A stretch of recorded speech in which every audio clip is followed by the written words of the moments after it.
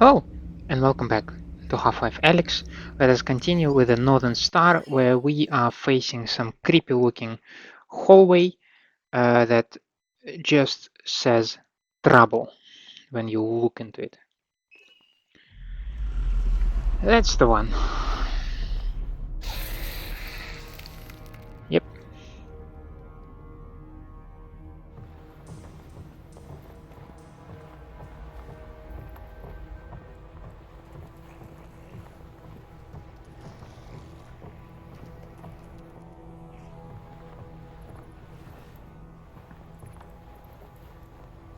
How did they walk past the closed door?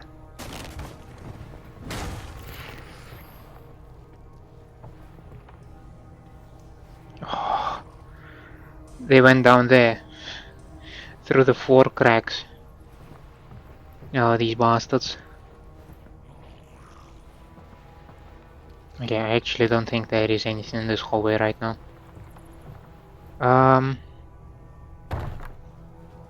Well, I can jump.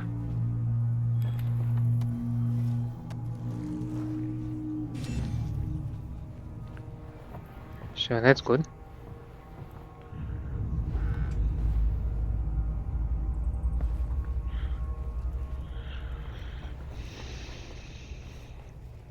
What else do we have in here? Nope.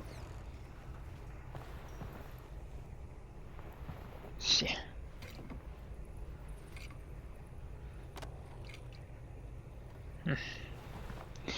I heard toilet flushing in one of the rooms.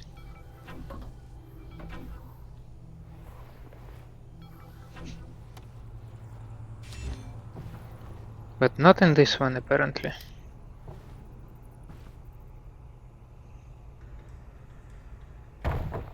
Ugh.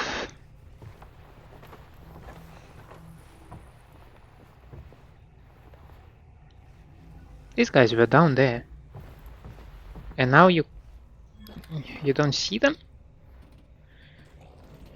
Hmm. Hmm. Hmm. Oh, you can't move this. I'm sure there is a resin in this cupboard. Over there. I'm so sure of that. The tentacle to the face. Hello. No?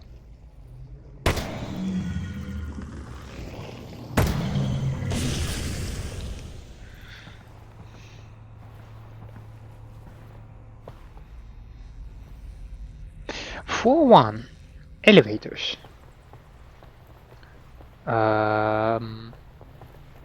It's just a door, mate. Head grab that. That is interesting.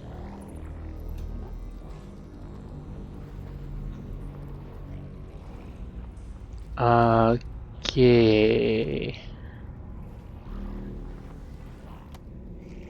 One of the tenets of Half-Life game design is creating crafted, moment-to-moment experiences that players participate in as they progress through the game. Sometimes this means playing with emotional responses to turn something undesirable into a memorable highlight. This collapsed section of the hotel features this type of experience. Players are often instinctively pulled to the safest looking location in a given area, and here that would be the well-lit corridor above. But when they get there, they find their way blocked by a Combine power shield. The power cable to shut down the Combine force field leads them back down into the poison headcrab-infested darkness below, a place they really didn't want to go.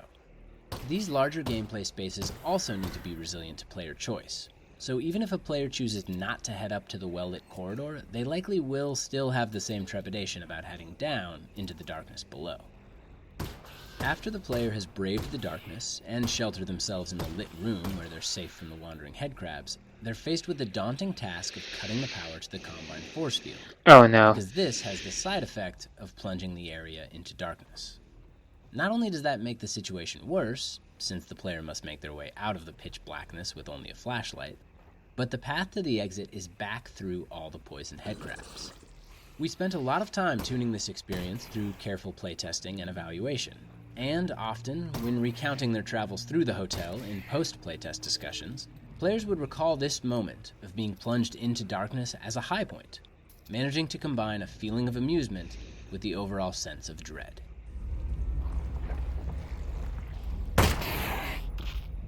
Ha! Got him! Now there was another guy.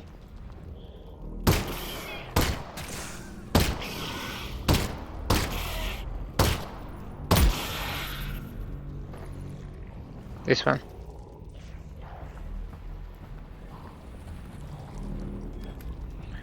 Where did it come from?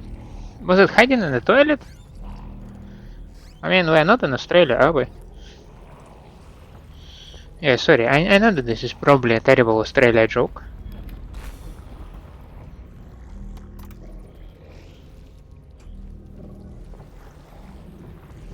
Oh, hello.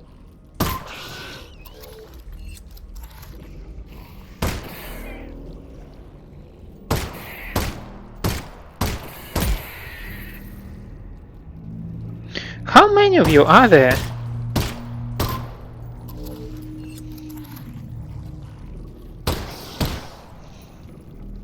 Oh, okay.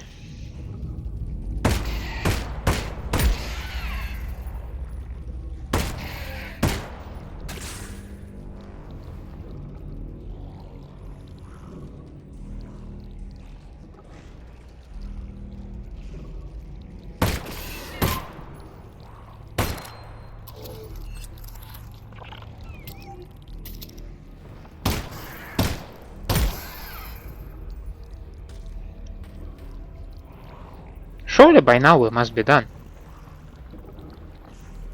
Ugh.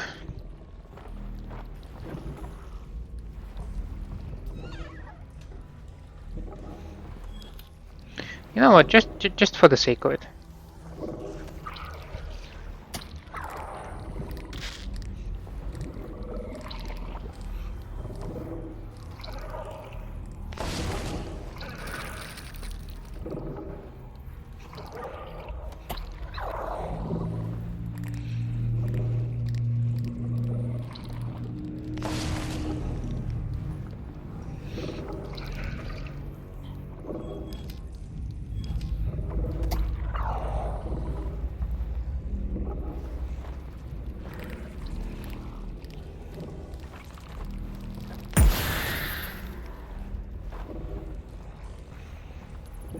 So clearly these guys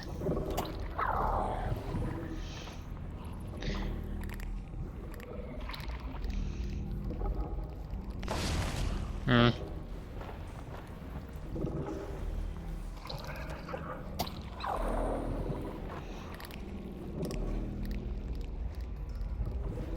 Kaboom. Because they just keep appearing. Thank you. Thank you.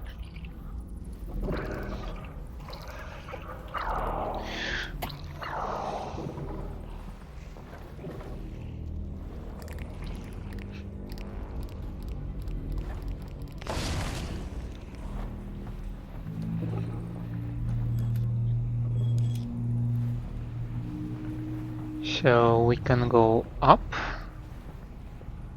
And this thing is blocked.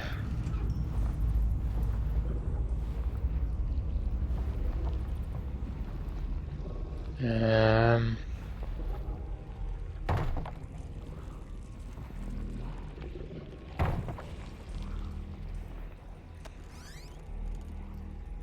nah, I'm good.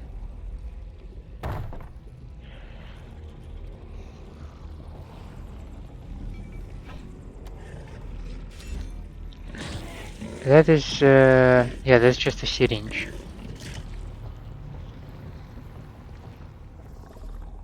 Hello.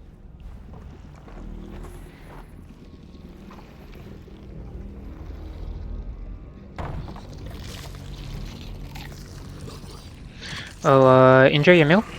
Don't mind me.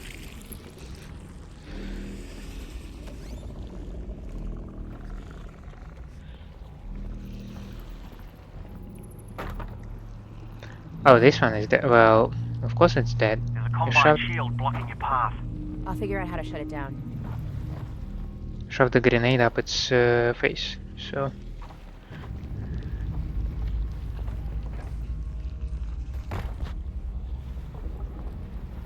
Yeah, and then you follow the thick cable, and it should lead you all the way down.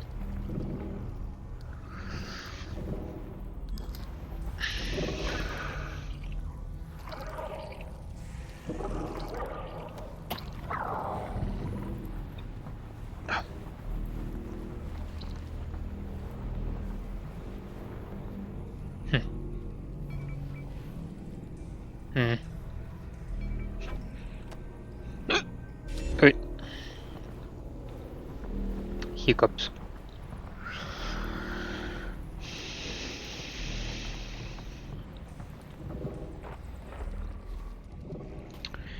Yeah, that's this door. Cool. Cool, cool, cool.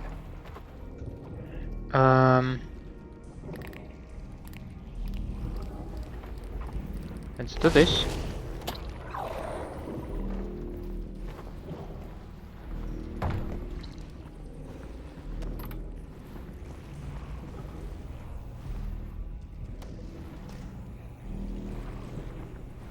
Okay. We are in relative safety. I hope so. Let's see, what do we have here?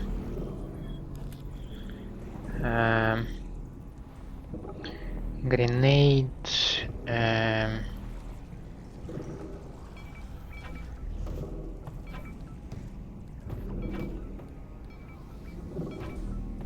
No, I don't see anything over here.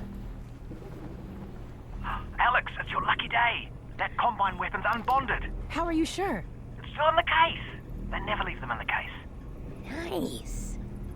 I didn't even need to edit your genetic code. I know. You'd love that. That's okay. There'll be a next time. Collect the SMG. Insert power cell into the gun. Okay. Can I insert more than one? No, I cannot.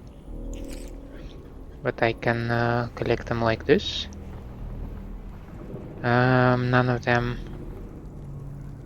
Ooh, iron sights. Iron sights are. Okay. Okay, you're ready to fire.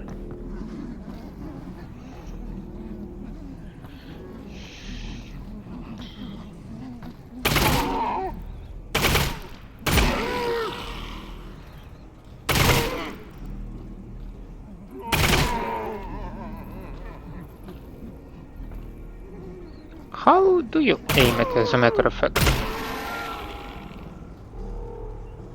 And where do you see an indication for the... Interesting. Last one. Like, it does not take them. So... Oh god. How do I know when it's depleted? Like, it does not react on any on my...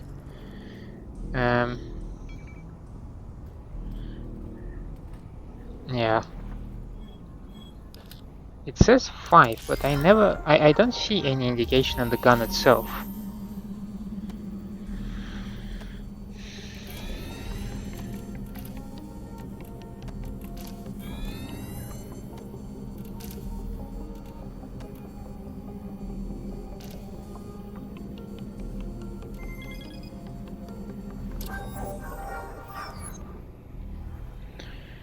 That would be for the SMG.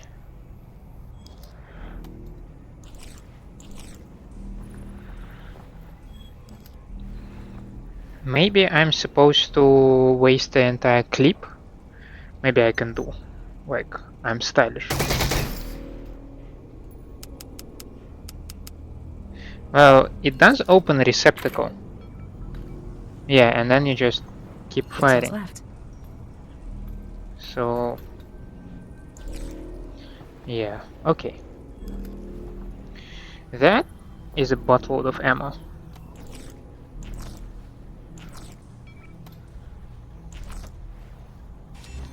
And some resin. That is always nice. I came here for thick cable.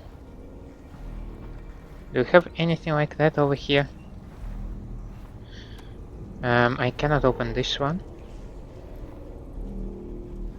That was weird sound. Ah, main power shut off. Oh, right. Oh, man.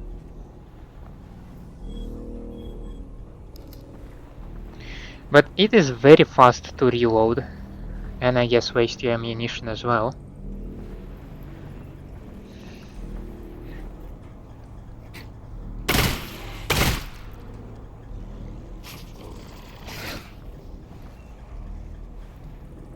Can you not... Okay.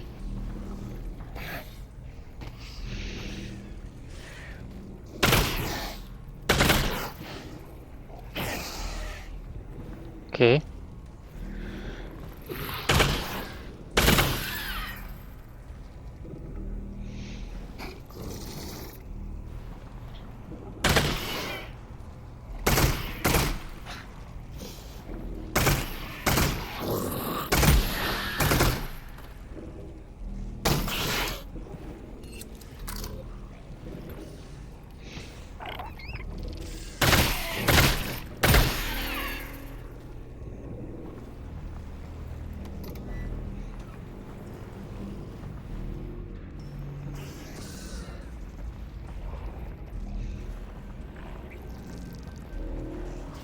I mean, right now, let's make it...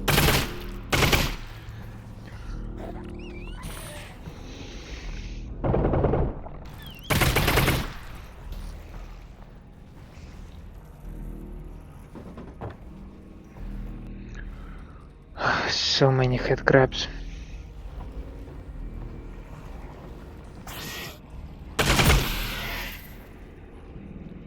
So many.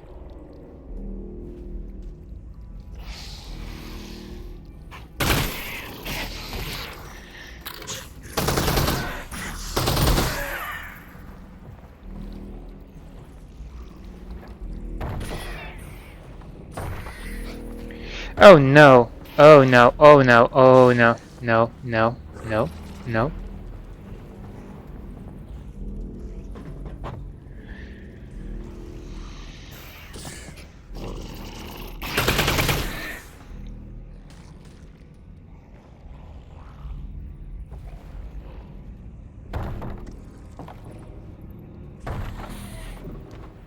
Okay. Okay, we made it over here.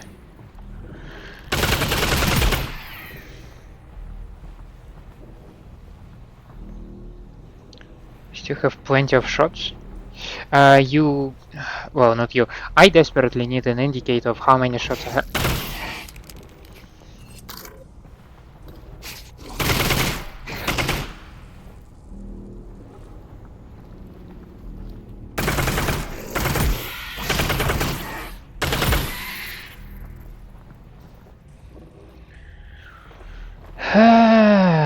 Sheesh.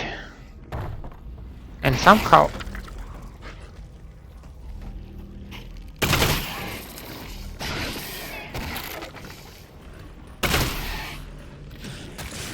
that would work for me.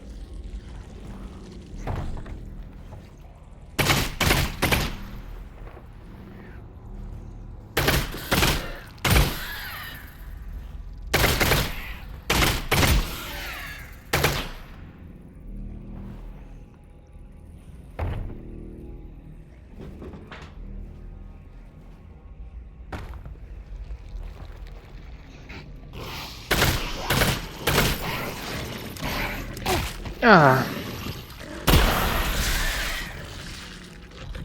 Out of shells.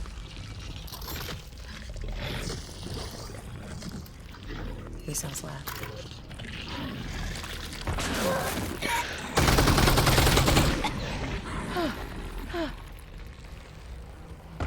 Oh. God damn it.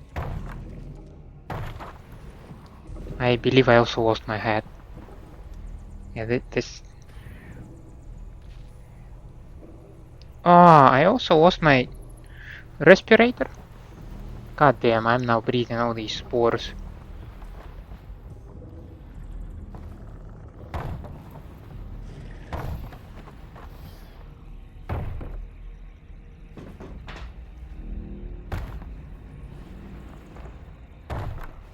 I thought Barnacle was distracted, to be honest.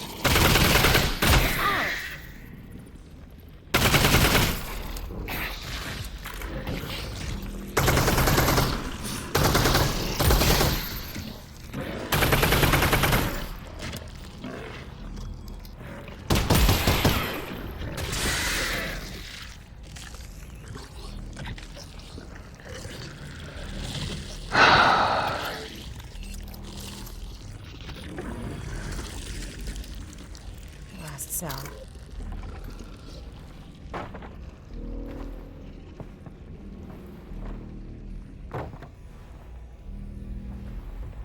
The fact that Flashlight was or at least pretended to malfunction for a certain amount of time was really not nice. Little guy, I will not touch you. So, I have enough health, so you can live free. Ammo balancing. A common game design problem is that of resource placement, and this spot in the game is a good example. Players have just left an area where they acquire the combined submachine gun, and whenever they get a new weapon, we try to give the player the opportunity to experiment with it right away. So, right after the SMG, we make sure to give the player a bunch of ammo for it and a supply of not too threatening enemies, in the form of confined zombies and wandering headcrabs to experiment on. But playtesting has shown us that there's a wide range of ways that players respond to that setup. Some shoot a headcrab or two and move on, but some players take their time exploring the weapon, even using up all the ammunition we gave them. Now, after the headcrabs, the player is heading towards a new area, which features one of the hardest combat arenas in the game, where they must fight two revivers at the same time. Oh How damn. much ammunition can we expect the player to have here? How much should we put in this area between the two arenas to ensure all players will have enough to fight the two revivers? If we don't put in enough, the player may be in a position where they cannot succeed at the upcoming encounter, and reloading their save games won't help them. They will need to go back and replay the previous area, this time conserving more ammo. That's not something we want to happen, nor is it something that we can expect all players to realize. Instead, many will repeatedly try and fail to be the two revivers. So, at its core, the problem with resource placement is that the dynamic range of resources carried by players can be significant, and it gets even wider as the game progresses. In Half-Life Alyx, we would see some players end the game with barely any ammunition, while other players had over 1,000 unused rounds. So how can we handle resource placement when there's such a wide dynamic range in player collection and usage patterns? Like many games, we opted for a dynamic system that looks at the player's current resource counts and makes decisions based on them. But the design of these kinds of systems can be tricky, because they tend to affect player behavior. For instance, in Half-Life 2, we placed breakable crates throughout the game which dynamically spawned resources based on the player's current health and ammo levels. This had the advantage of allowing us to not need a huge amount of playtesting for resource balancing, because as long as there were enough crates around, the player would always have enough resources. But because that system exists, we didn't have to spend much time on resource placement, and as a result, we didn't really craft challenges around resource collection.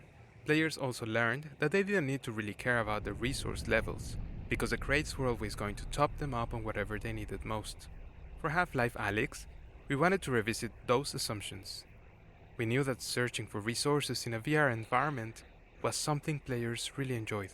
So we wanted resource collection to be something players needed to do throughout the entire game. And that meant we didn't want them to ever reach the point where they had so much ammo and health that they didn't need to explore. We were also able to start playtesting earlier in the product development cycle than we had been able to when making Half-Life 2, which gave us the confidence that we'd be able to spend the time we needed to carefully place every resource.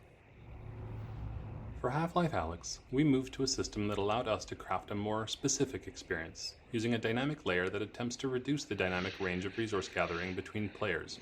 Instead of placing generic resources that switch types, level designers carefully placed each resource type throughout the world. Some are easy to find, and some are more difficult. Then, as the player moves forward in the world, the system opportunistically removes resources in the path ahead based on the player's current resource levels. This had the benefit of allowing level designers to have a lot of control over the player's resource amounts in different areas of the game. They were able to craft areas where they wanted the player to be starved of one ammo type or encouraged to use another. For example, in this area, designers could provide enough ammo to ensure that the player would have enough to fight 2 revivers, with the knowledge that the ammo balancing system would remove much of it if the player was already loaded up. We could safely give the players a large amount of combined SMG ammo in the previous arena, and know that the players who ran past the poison head crabs without firing a shot wouldn't find more here. There are a number of additional features to address complexities that result from this system, such as ensuring players always find something inside a combine locker, or ensuring that players are still rewarded for searching carefully and regularly, even if they're carrying a lot of ammo. Ultimately, we want a player who is paying more attention to the environment to come out ahead resource-wise. We just needed some dials to be able to control how far ahead they got. This is quite a revelation. So instead of given a system that produces resources in case you lack some of them, they have a system that removes if you have plenty of something.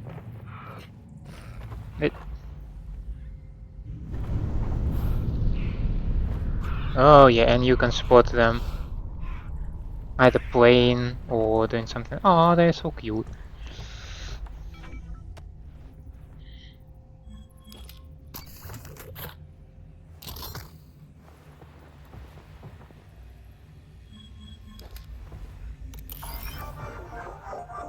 Oh yeah, let's do it one by one.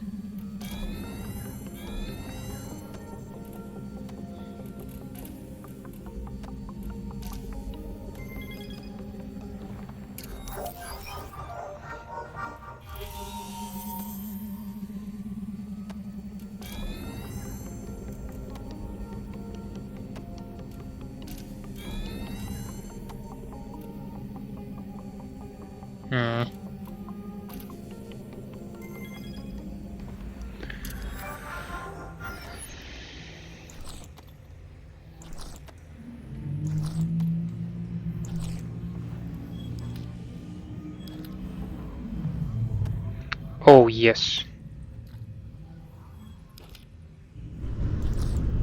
Last 4.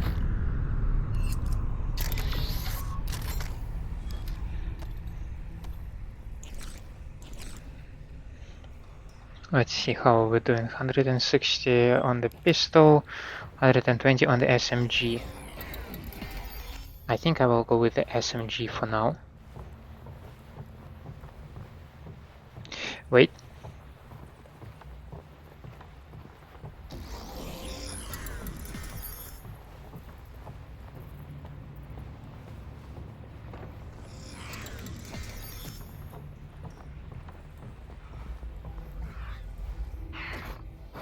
Up until this point, each Reviver encounter has been focused on teaching players something new about the Reviver so that they can defeat it.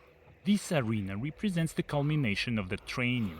There are no new rules, there is nothing to learn about the Reviver itself. By this point, players are armed with the knowledge required to progress.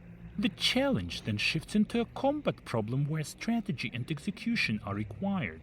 Players have to juggle and prioritize multiple targets, utilize all of their weapons, and manage a constrained supply of ammunition in order to prevail and make their way back out to the exterior of the hotel, so they can deactivate the combined substation. I'm terribly sorry to say about Mr. Genkin over here, but it feels like he pushes some accent out of him, and it feels like mockery. I might be wrong. I am terrible with voice acting in general or recognizing these kind of patterns, so please do not hold me accountable for that. But it felt unusual. I am trying to put it as nicely as I can.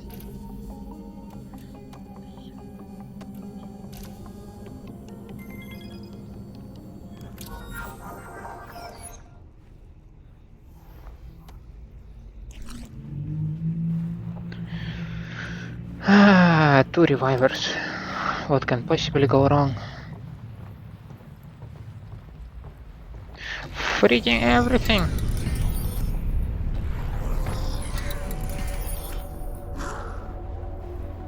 Okay, that was a normal zombie.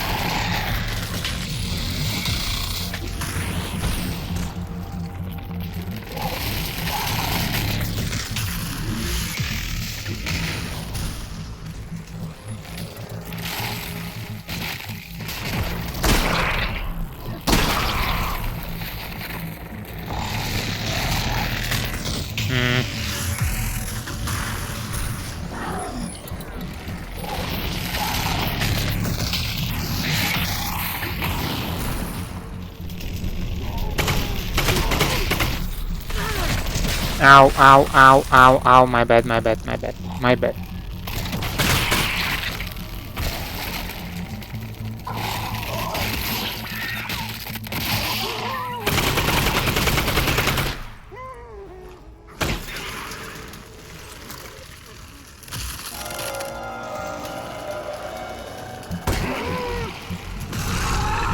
What?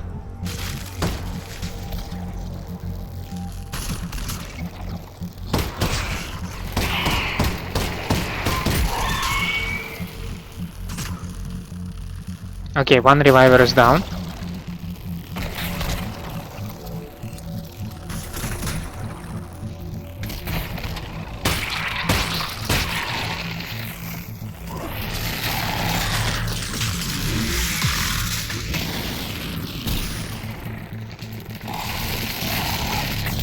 Okay, you're gonna just do the same thing.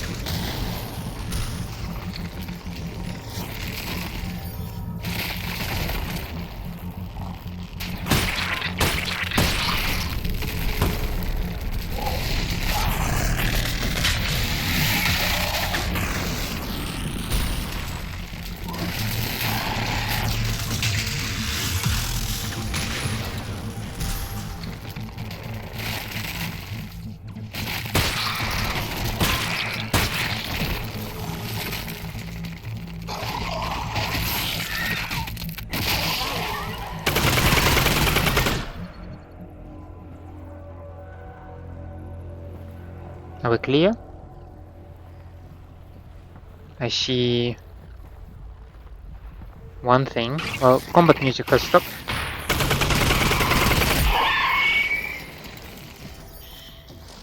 Did that dog come back again, Alyx? Yeah, this one was kind of rough. You're all right, though, right? Yeah, Russ. I'm good. Well, we've got to get you out of here and up to the roof. I'm working on it. 3 left.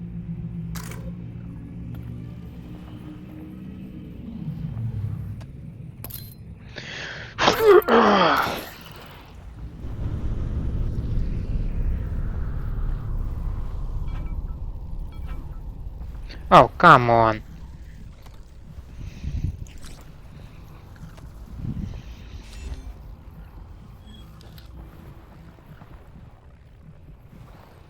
You're joking me. I can see this thing. Give it to me. Nope.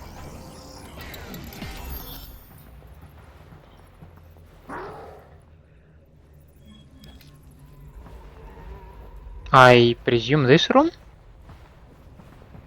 But I don't see the guy.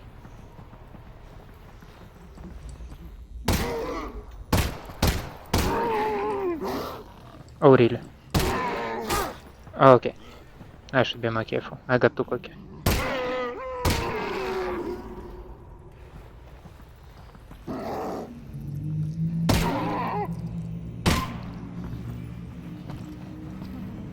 Was there a head crab in another room?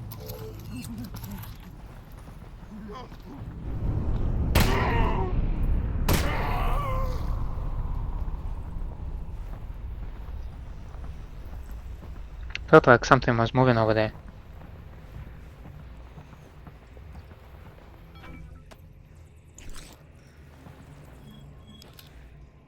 4 shells left. Yeah, in terms of shotgun ammunition, we are quite starved. That's for sure.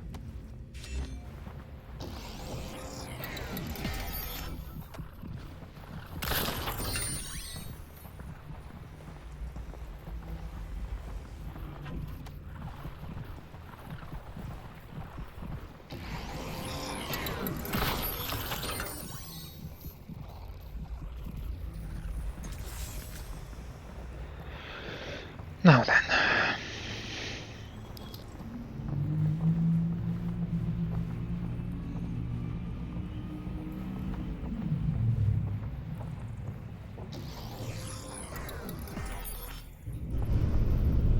Oh. Oh. Yeah, wait a second. You can just do this.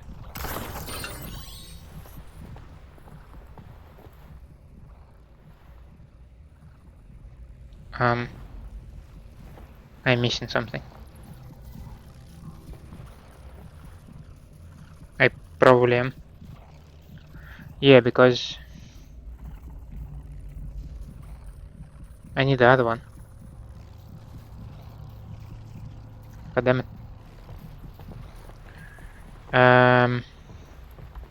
Yeah. Okay. So it's gonna be interesting challenge. How are we doing this? This thing is closed. Because why?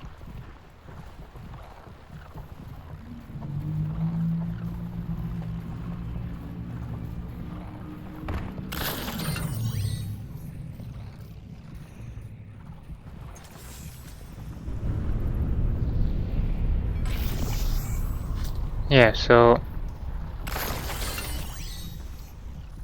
you need these two to open this door.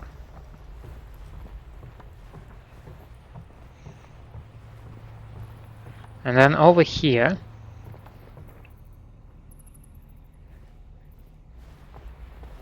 you need this one.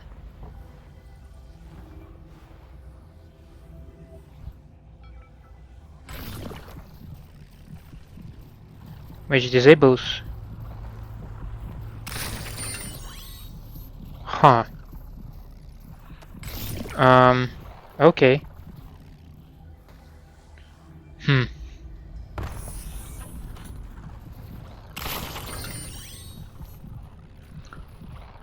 This is very interesting. I don't suppose I can just jump up there, can I?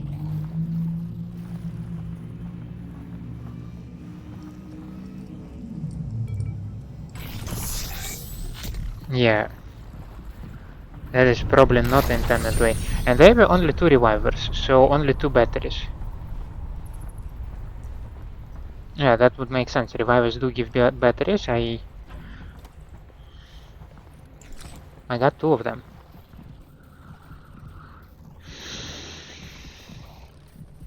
Huh. Yeah, okay, I'm being stupid.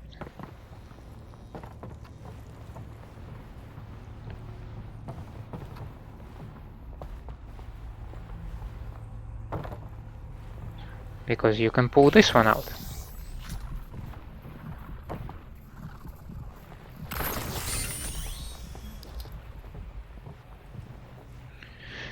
Okay. Thick cables.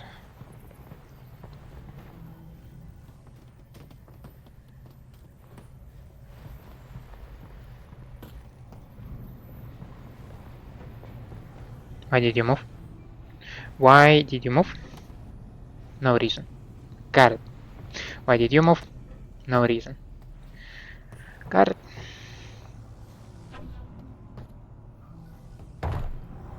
New map. Okay, let's do this.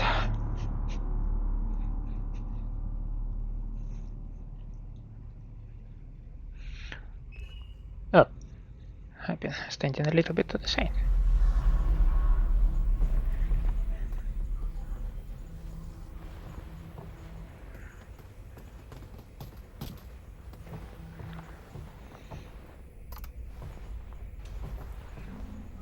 Okay, substation.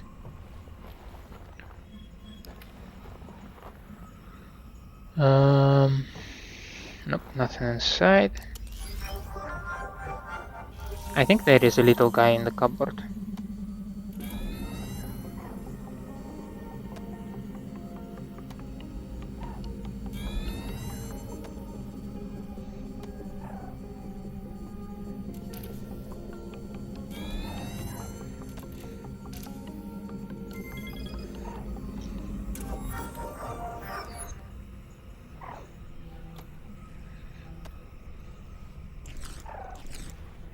But I think we can let the little guy be.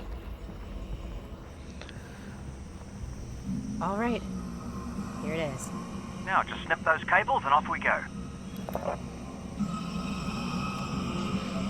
One of the core subplots of the storyline is regarding the Combine imprisonment and use of the Vortigaunts to trap the G-Man.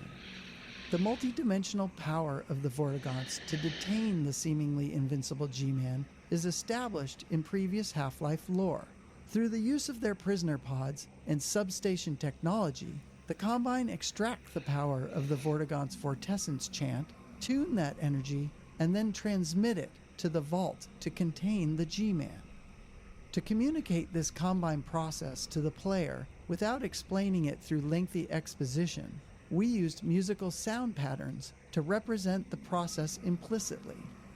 If you stand near the pods holding the Vortigaunts, you can hear them groaning their chant in a slow but semi-musical pattern.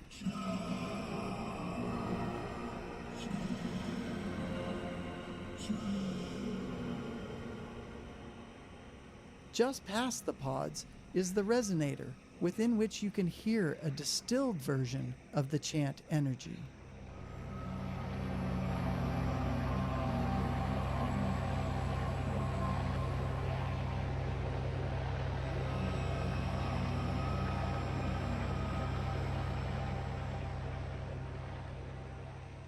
Finally, the cables are activated with the concentrated Vortigaunt energy, which is harmonized in varying patterns and intermittently transmitted to the vault once the energy is sufficiently tuned.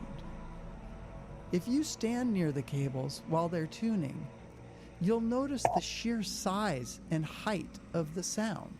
This was achieved by placing the sound emitters for each cable at the locations of the actual cables themselves. The sound of the cables covers a broad frequency range, which emphasizes Steam Audio's head-related transfer function processing. That simulation, combined with the feedback of the observer's inner ear as she looks upwards, gives the same impression of scale that VR is known to give visual objects.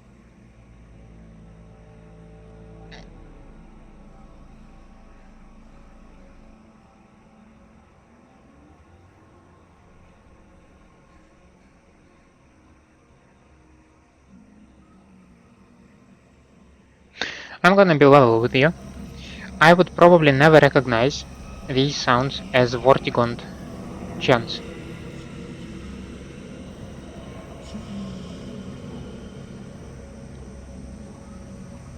I mean, now that I'm aware of that, I can sorta hear that, but on my own, I would probably be like, no way. Character performance within a VR game has a unique set of opportunities and challenges.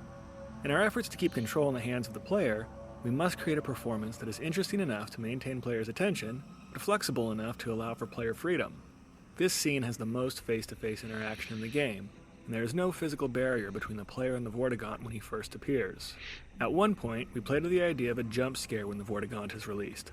Oh no. upending the player's expectations of what had been referred to only as a battery up until that point.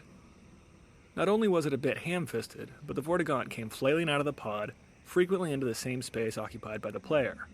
To solve this problem, we cut the jump scare and slid the pod back out of the player's space as it opened, to allow for the Vortigaunt to emerge at a comfortable distance. We faced a similar challenge when determining how to get both the player and Vortigaunt to their next locations without intersecting. We wanted to get the player and Vortigaunt side by side overlooking the vista, while the Vortigaunt delivered critical exposition. It would have been awkward for the player and Vortigaunt to take the same route along the catwalk, so we looked at other options, including exploring ways that the Vortigaunt may have once moved in its native environment. With long forearms, it's feasible that the Vortigaunts may have moved around as quadrupeds, so we chose an agile four-legged scramble up to the higher platform where he can deliver exposition without contending with the player for space.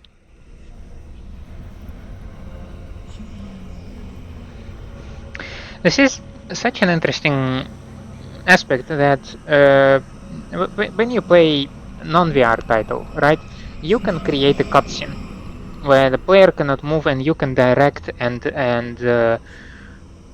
set the scene as you see fit, and the character and the player would be glued to the screen as they have no other option. If you do something similar in VR, that probably would feel weird, like you stand here and you have no control, you're just watching movie in VR. I mean, people do that, but on the couches, right? So I'm standing here, I'm like, I can move, but somebody forces me to stay still. It's like probably quite a serious disconnection. But if you utilize the VR fully, then the player will not only miss, not only miss what happens there, but also they might mess with it, or they might get confused or something. So you really need to think differently how you set the scene so that it can deliver, but also it does not mess up with the player, or the player does not mess up with it. Any way to disconnect the cables in here?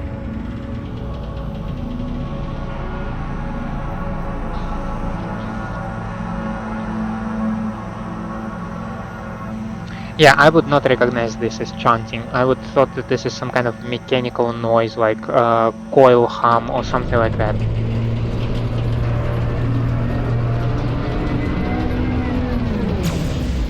Yo. The fact that they disappear right over there is bad. This isn't going to be as easy as it looks from the ground. Maybe I need to write Gabe N at valve.com so that they need to fix it.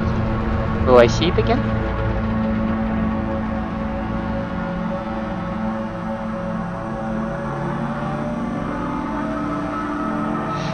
The cable construction is interesting, so you have the big cable and the small cable attached, like going along it. Why is that?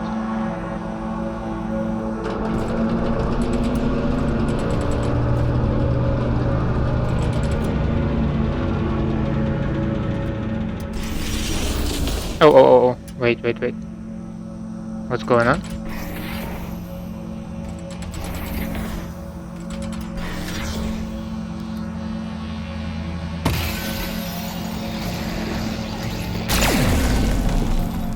Nice. There you go! Security alert.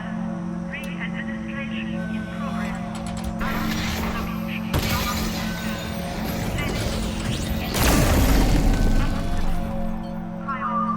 The tension on them is insane that they flick like this.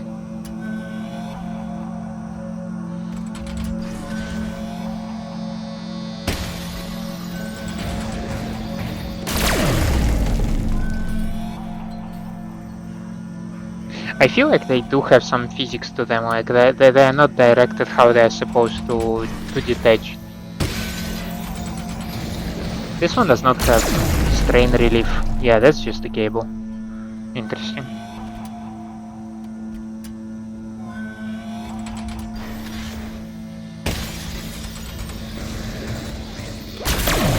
Great. Now go inside and deactivate the power source.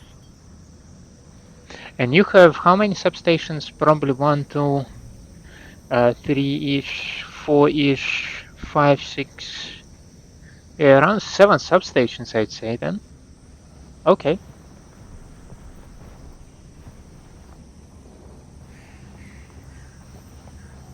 Oh.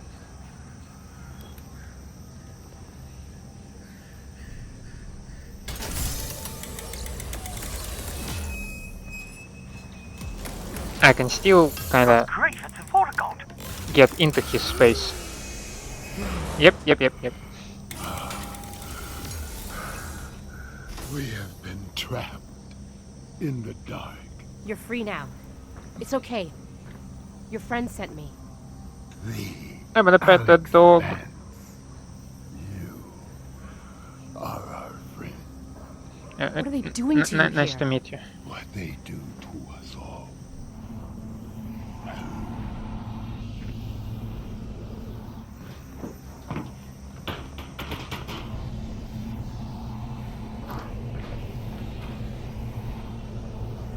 The Combine drained from us the power they use to protect their weapon. There. We are ripped from ourselves. We have to stop them from killing your friends. The Vortigaunt will extract ourselves and exact our own vengeance. You must go to the weapon. Well, I can't get into the vault if the substations are still online. Do not worry, Alyx fans. They will not be. We will not allow it. I will clear the path.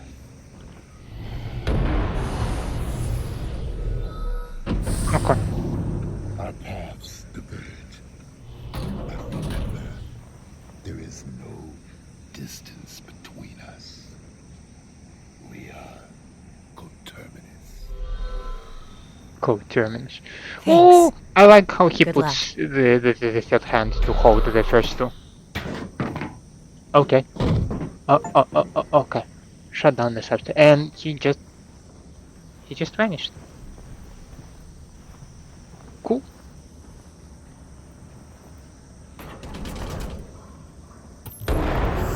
We're putting a lot of trust in that Vortigaunt to shut down all the substations. I trust him. Yes, me too. Because if he doesn't, well, that vault isn't going anywhere, and we'll be standing there with no vault to break into, surrounded by Combine. I get it. Trusting him is our only plan here. He'll do this. We can do this. Yes, you're right. He'll be fine. We're all going to be fine.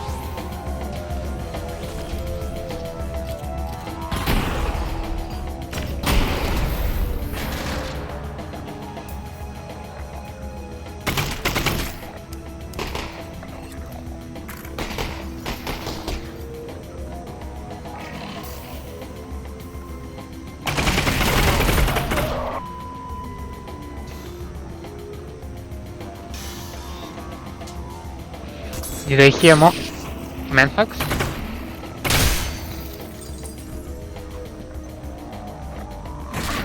Oh shit.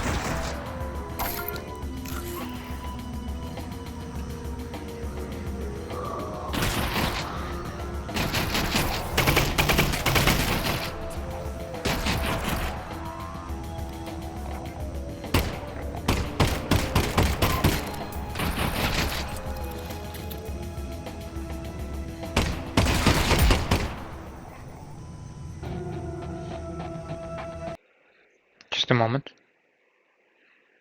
I need a very tiny moment of peace to do that.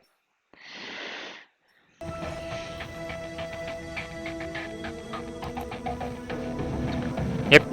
Okay. We still have the battle music.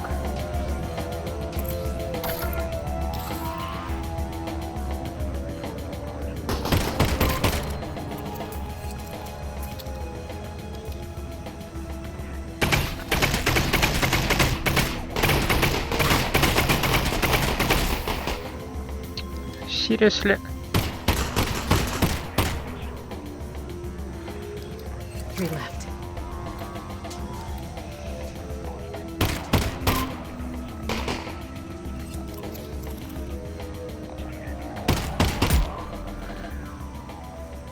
Individual, you are now charged with multiple Okay. level 5 Okay, we can show. We actually survived it. Cooperate with ground protection team. I refuse to. What do you think, Russ? Guess we better cooperate. Yeah, she sounds like she means business. We had a good run. Cooperate. Oh, you did have some ammunition for me. I just saw something highlighted on his back, and I thought maybe those are some syringes. Earth surrenders. These are the times. This is not just the tribunal or anything. Negotiated by obscure scientists, unconditional global surrender to extraterrestrial invasion force follows days of unexplained deadly phenomena. Stay calm, indoors, advise experts. On behalf of hundreds of individual governments, the United Nations has ceded the entirety of the planet Earth with all its states and peoples to the extraterrestrial invaders dubbed the Combine. It's difficult to read the newspaper because of the hand jitter.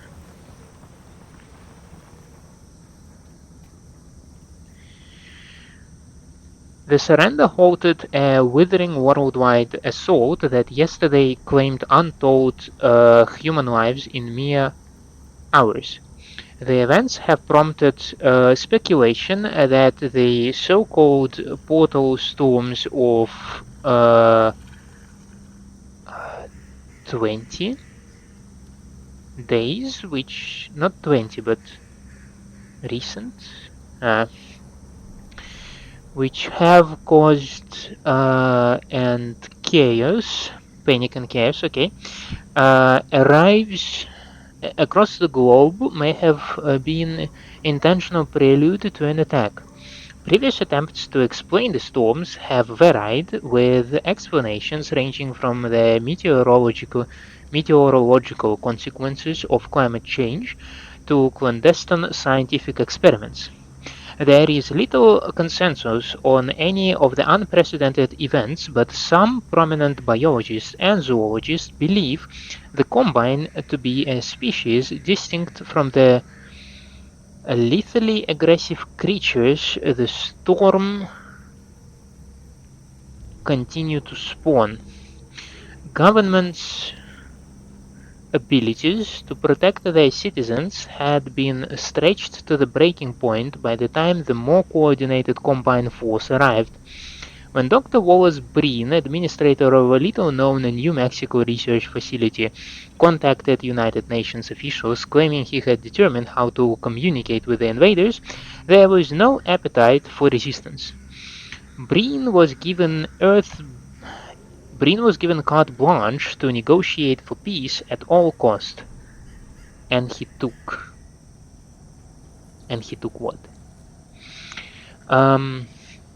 As a stunned world reacts to the fallout of a war as unprecedented as it was brief, psychologists and disaster response experts advise the public to remain in their homes and avoid falling prey to panic. Nobody yet knows what this all means for our country and for humanity.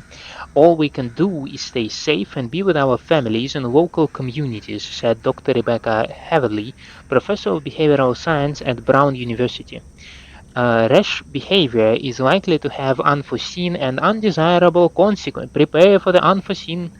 No, prepare for the. Oh my god, prepare for the. Yeah, I'm pretty sure unforeseen consequences. Federal emergency response officials encouraged citizens to rely on their own existing food and water stockpiles before making use of government food banks set up in recent days, which are already suffering from crippling demand. This is all happening fast. It's possible everything could turn out fine, said Fern Barker. Mate, I want to have your confidence. It's gonna be fine. Prefabs. While developing Half-Life Alyx, we had a large number of people in many disciplines contributing to a relatively small number of maps. This meant that we frequently had multiple people working on the same map at the same time. One way that we managed this complexity was to break our maps into smaller pieces referred to as prefabs. A prefab could be built out of the same types of geometry, logic, enemies, particle systems, or any other elements as a regular map.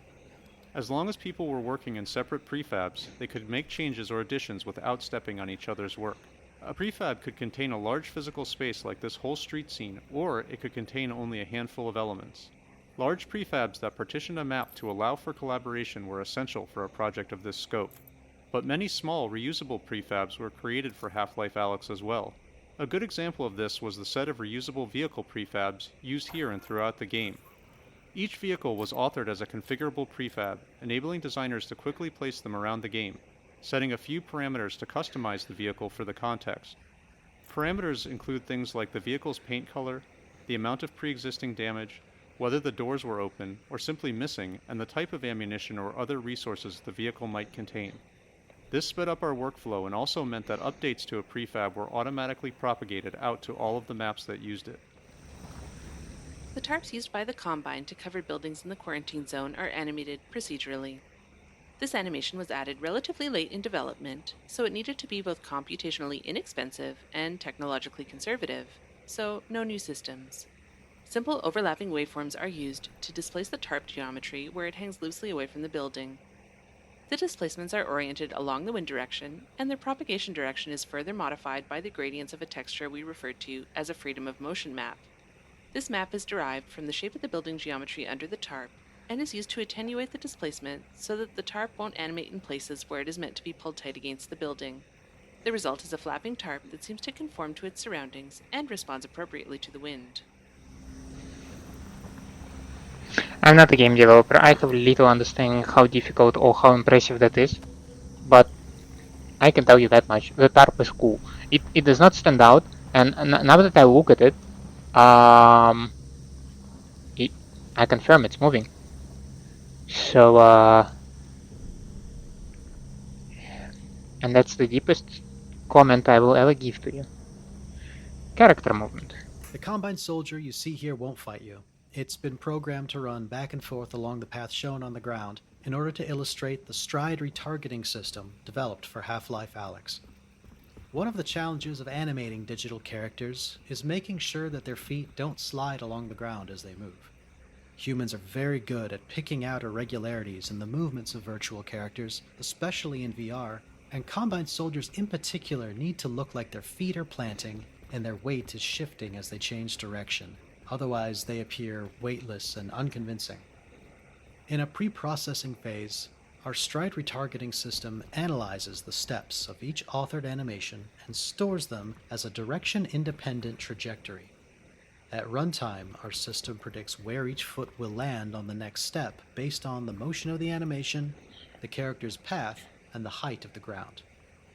The pairs of colored boxes on the ground illustrate this process. The red boxes show the previous foot positions, the green boxes indicate the soldier's current foot position, and the blue boxes are drawn where each foot is predicted to land next. Once the predicted foot positions are calculated, the system guides the feet to the predicted locations using the trajectory information to preserve the style of the original animation. Once the foot lands, it is locked in place until the next step. In the end, this system was so effective that we could essentially make any animation walk in any direction without foot sliding. You can experiment with the system by moving around the area, since the soldier has been set up to always face you while running the specified path. Okay. The Combine soldier you see here won't fight you. It's been programmed to run back and forth along the path shown on the ground in order to illustrate the stride retargeting system developed for Half-Life Alyx. One of the challenges of animating digital characters is making sure that their feet don't slide along the ground as they move. Humans are very good. This is... I would never thought in a million years, unless I need to actually develop a game, a 3D game, in VR. Well, maybe we can limit this on 3D game in general. That you calculate the feet position.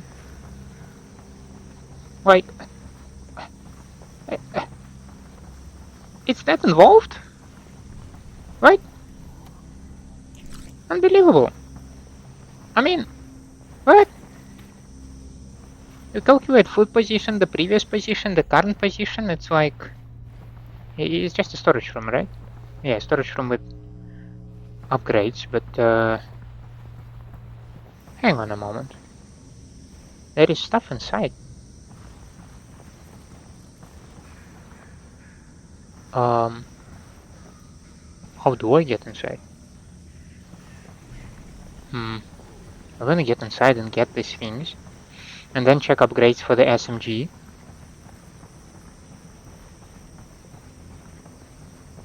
Huh. Interesting. Wasn't me. Combined forces. Awful people. Not people. Alrighty. If I find another thing to...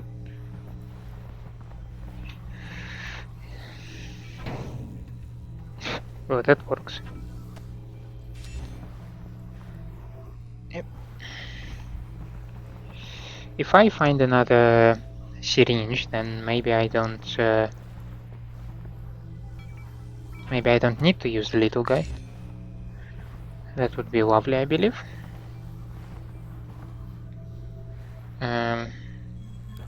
This thing seems disabled.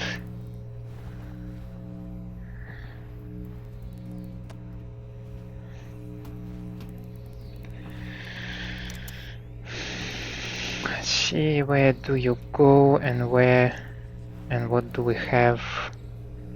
I need this. I need to power up this thing. So, but can I somehow open it?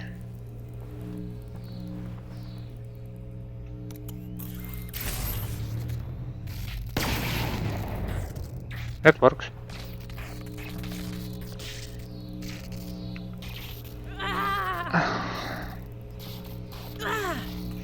Jesus. Okay, I cannot turn this thing on.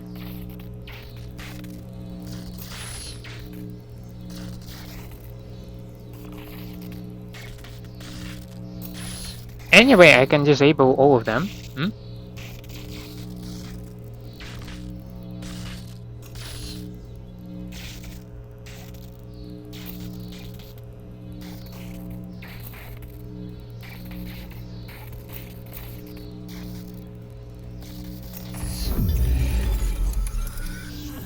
Okay, that works.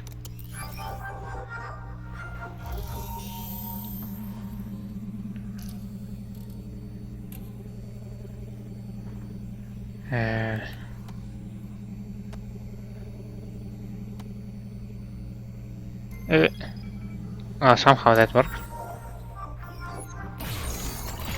Okay, let's see what kind of upgrades do we have for the SMG, and then we will wrap an episode. They satisfy my curiosity machine. Reflex sight. I mean, that is interesting, but I would prefer laser sight a bit later. And I can have... extended magazine is super nice. With 3 resin, I will be able to get a laser sight for the SMG, which would be super nice, as well as extended magazine, because that will at least give you some sort of indication when you're done with shooting stuff. Still did not find the syringe, so that is a bit upsetting. And we checked the upgrades, so let us save over here. And with that, we will wrap an episode. So, either getting a little bit a hang of the combat, or the presence of specific tools makes it more comfortable to tackle. So grenade is insanely helpful against the big guys. SMG can put a lot of bullets into the dudes, and if needed, you can use the pistol to finish the last remaining guy so that you are not wasting the more valuable ammunition. So it feels like we strike so far some kind of a balance in terms of combat, so that's nice. Also getting along with the development commentary, it feels like it's indeed the commentary maybe from developers is it's an obvious part, but it also feels like maybe it's more for developers. So I do not see like I thought maybe there will be some kind of elaboration or discussion about the plot, the characters, the date of Half-Life 3, maybe encoded somewhere, anywhere.